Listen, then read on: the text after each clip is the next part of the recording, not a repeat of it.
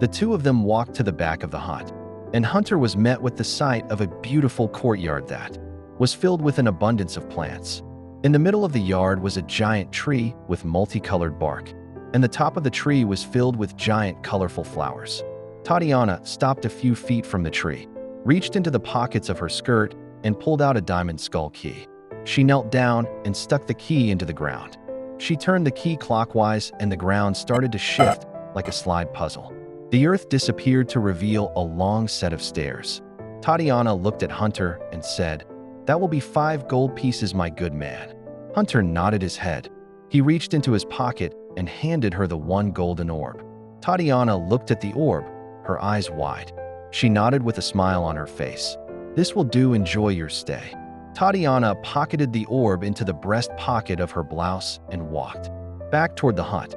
Hunter stepped onto the first step and started his descent. The further down he went, the darker it got. So dark that he snapped his fingers and a medium-sized flame appeared on his right index finger.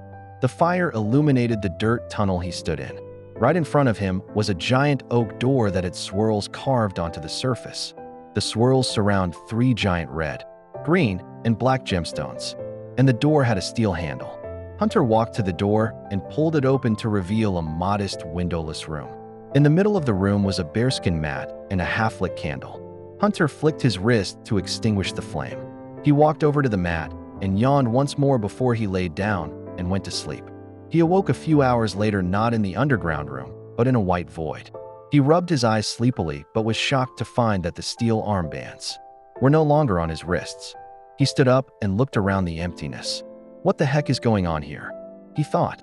Just then the void started to ripple and transform into a large field. Hunter looked around the new area and spotted someone in the middle of the field. He smirked and jogged toward them in an attempt to find out what was going on. Once he got to the person, he stopped short, eyes wide with shock. He stood and stared at himself. He raised an eyebrow in confusion, and the copy did the same. Just then a distorted voice sounded out loudly. "Welcome to training, Your Highness." Hunter jumped and dodged a punch from his copy, landing safely a few feet away.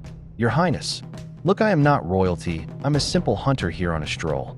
The copy lifted his arms up to his waist, and his hands were finger pistols.